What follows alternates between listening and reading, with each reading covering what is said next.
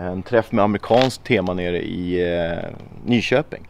Och då höll jag på att inte bli insläppt. För de trodde att det var någon sån här säkerhetsbil från Volvo eller någonting. Jag vet inte vad de yrade om när jag skulle in där. Jag gillar ju den här.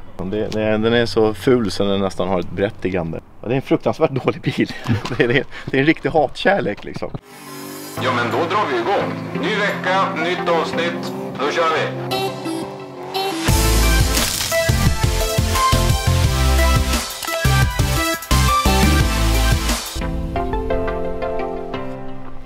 Tjena! Tja! Douglas! Magnus! Trevligt! Hörru du, jag skymtar någonting gult i bakgrunden här. Ja, vi kan ju gå och kolla på en. Absolut! Vilken vill du välja? Ja, jag har svårt att särskilja dem. Men du har inte en. Nej, jag har lyckats samla på med typ 3,5 eller någonting sånt. Så du har 2 här? Ja, och så står en där också. Sen har jag en reservdels. Det där är egentligen morsans, men jag får vårda den också. Ja, så du har 3,5 kan man säga. Ja. Men då undrar ju folk dock, vad är det för bil? AMC Pacer X. Och hur kommer det sig att man gillar en AMC Pacer? Ja, det undrar jag också egentligen. Men i min ungdom så åkte jag titta på en Gremlin som stod i området. Jag tyckte den såg speciell ut. Och sen så fick jag syn på en Pacer och vi hade Jeep i familjen och de hör ju liksom ihop med AMC. Så började jag titta vad det fanns för någonting annat. Så var Pacer såg ju jäkligt ball ut tyckte jag. Och sen så sprang jag på en på 90-talet. Ja, det var ju bara att slå till. Jag har ju en filmreferens till den här bilen. Jag tror de flesta har det. Ja. Wayne's World. Blå med flames. Ja. Dina är gula. Är det här originalfärg då på dem eller? Ja, något av dem är det. För båda är omlackade i samma gula kulör. Men de är inte likadana. Så att jag vet inte vilken som är egentligen rätt liksom. Men AMC, för folk som inte vet vad AMC är för någonting, vad är det? American Motor Corporation. Samling udda bilmodeller, lite billigare, man återanvänder mycket av detaljerna mellan modellerna så kunde man hålla ner i priset. Många tror ju liksom att det är en Ford. Ja, men det är AMC, men är det Ford eller Cheva som har byggt det liksom? Nej, det är AMC, men vad fan är det då? Så att man är ju oftast ensam om att tycka om de här bilarna. Ja, men då när det varken är Ford eller Cheva. Ja. Hur är det att få tag på delar? Ja, då blir man ensam på Power Meet. Men vi tittar på den här. Alltså jag ser ju ingen skillnad mer än att det är en svag nyansskillnad på dem. Nej, de är ju identiska alla. Det enda skillnaden du kunde beställa förutom färg, det var om du skulle ha AC. Men mig vetligen så, jag har inte sett någon av de svensksålda som såldes med AC. Och i någon sån här teknikens världtest från då så rekommenderar de att man inte skulle ha det. För att det är 95 hästar. Och när AC'n slog till så typ stannade den. Så, att, så de rekommenderade inte att ta AC på de här. Så att de är egentligen samma spec. X var alla i Sverige. Det betyder att man har krängningshämmare. Att man har de här takräckena. En speciell ratt och lite såna här saker. Det var lite lyxigare utförande. Och alla de svensksålda är ju som sagt var X. Alltså jag gillar ju den här. Ja, jag tycker den är skitball. Det är svårt att bli arg på den brukar jag säga. Liksom. Den är så ful så den nästan har ett berättigande. Men det är en fruktansvärt dålig bil. Det är en riktig hatkärlek liksom. Och det var faktiskt så den här sista kom till. Jag hade hållit på att mecka med den här och rivit ner tanken och hållit på strulat för den tjuvstannade när den gick under halvtank. Och ja, det slutade med att det var en slangklämma vid soppapumpen som jag hade bara kunnat dragit åt. Men då hade jag varit och badat och kom hem och tänkte nu ska jag kolla på Block. Jag kan lika gärna köpa en till Pacer för jag hatar dem sin i helvete. Och så har det kommit ut någon så kan jag lika gärna köpa den också.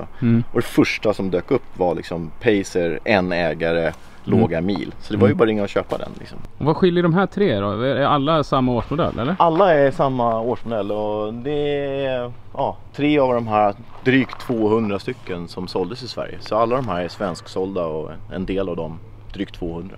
Men de såldes bara typ 1 år va?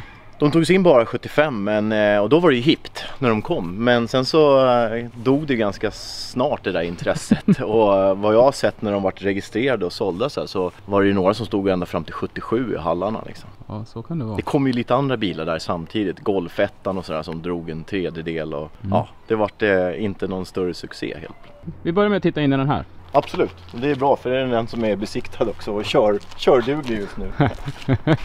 Men inredningen är ju, ja, alien-tema, indian-tema, jag vet inte, det är alla möjliga. Ja, det var fräscht. Ja, Jag tycker det sticker ut verkligen. Det är många som kommenterar just den också. Det fanns ju med Levi's klädsel i vissa AMC-bilar. Dock ingen i Sverige som har sålts någon sån här med Levi's klädsel. Men är det här skinn eller vad är det? Nej, det är väl någon äkta vinyl eller någonting sånt där. Ja, äkta vinyl. Och de här brukar bli sjukt spröda och trasiga. Den här, det är original i den här. I den röda så har jag bytt från min reservdelsbil då.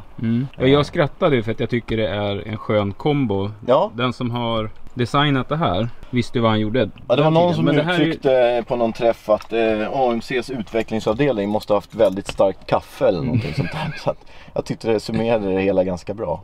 Och innertak, har du klarat sig? Det har också klarat sig. Det har det. Ja, det kan man inte säga på den röda. Den har väckat sig och hänger lite grann. Men på de här två gula så är de riktigt bra. Jag tror att det är 38% glas av karossen. Det är 38% glas. Så att det blir ju ganska varmt liksom. Det har varit en otacksam sommar för den här.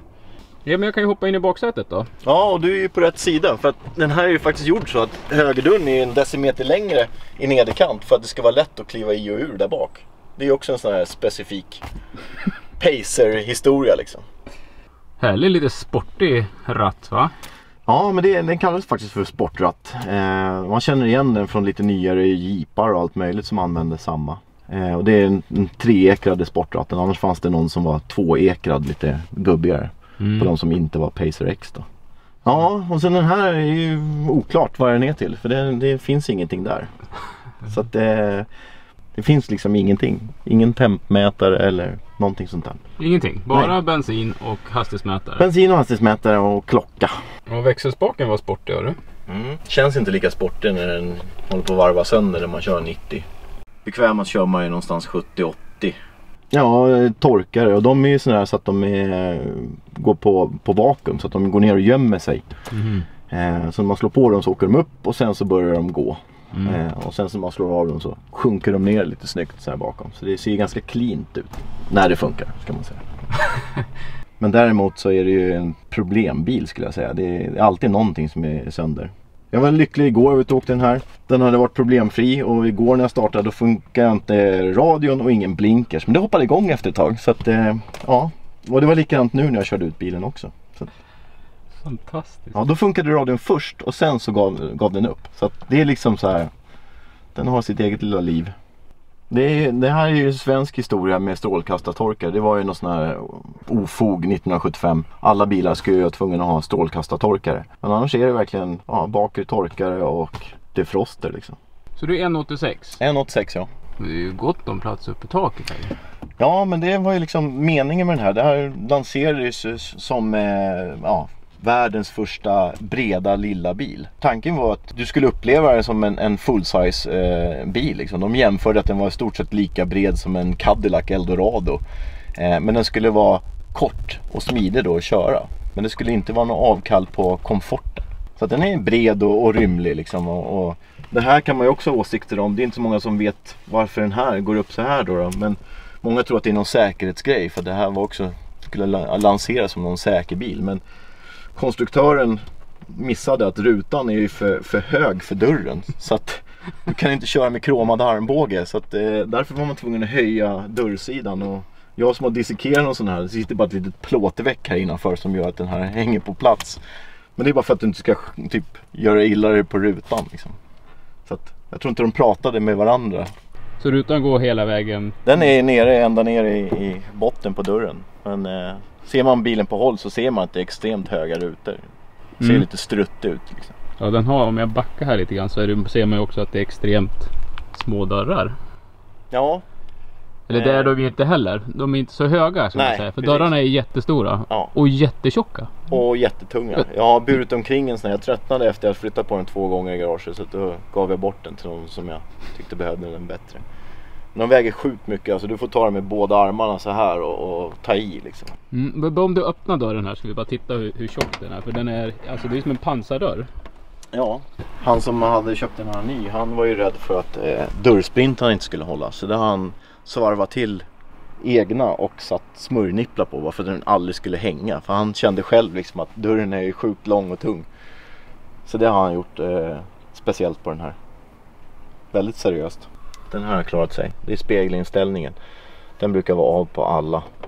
Jag har ägt 6 stycken totalt eller någonting sånt där. Alla har varit av förutom den här. Den är av i alla andra bilar? Ja, den här är högst klen då, för det är vajerstyrt, några 4 olika vajrar upp till den där lilla spegeln liksom. Men den här är inte av än, säger jag. Det är en lucka med alldeles för hög lasttröskel som teknikens värld skulle ha sagt. Och du får inte plats med någonting. Det är ett full-size reservhjul där under. Och soppatanken liksom. Så att, och du kan ju inte dölja någonting vad du har. Utan allting är ju synligt. Så att det är helt värdelöst.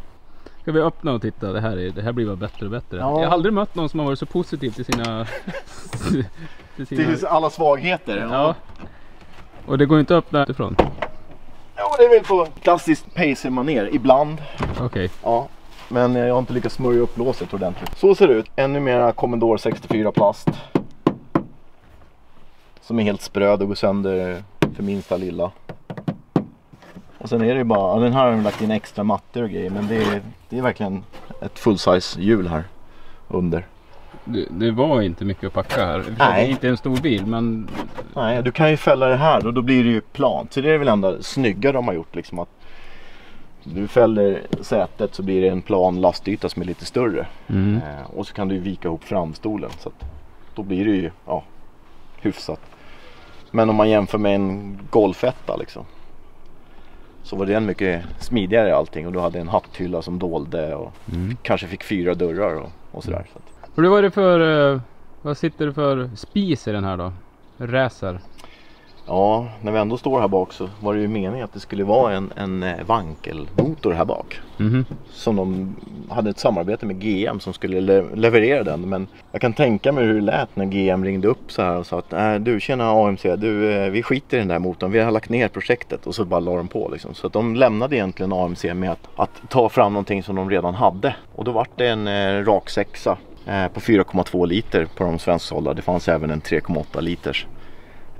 Med traditionell 3-petad automatlåda och bakhjulsdrift. Så helt annorlunda mot vad de hade tänkt sig. Senare kom V8, men det är som sagt var på alla de svensksålda så är det bara 6er och bara 75er liksom. Men de kom väl på att när den ändå var oduglig och ingen ville ha den, då provade de att sätta i V8, så var det bara ännu sämre. Och så var det en del av varför det dog liksom. Det var ju bränslekris och allting sånt där. Och det var ett värmeproblem med den där V8 under huven, som var tvungen att höja upp huven och göra den fulare. Och så att allting bara dog liksom. Men annorlunda är det. Oh ja, men du, nu hinner vi inget mer den här veckan. Du är inte trött på de här än alltså? Nej, vi får ta motor och de övriga bitarna i nästa avsnitt. Ja. Ja, tusen tack för att vi fick komma hit. Tack själv. På återseende. Detsamma. Ja, hej på Hej. På den röda så gick huvudvajern av. Och då kom de på den briljanta idén att de sågade upp i huven för att kunna öppna den uppifrån. Men de sågade på fel ställe, så det är ett hål i huven som de har svetsat. Och det slutade med att någon la sig under bilen och stack upp handen och kunde öppna den. Men då hade de redan kört slut på typ olja och sågat upp ett hål i huvudet.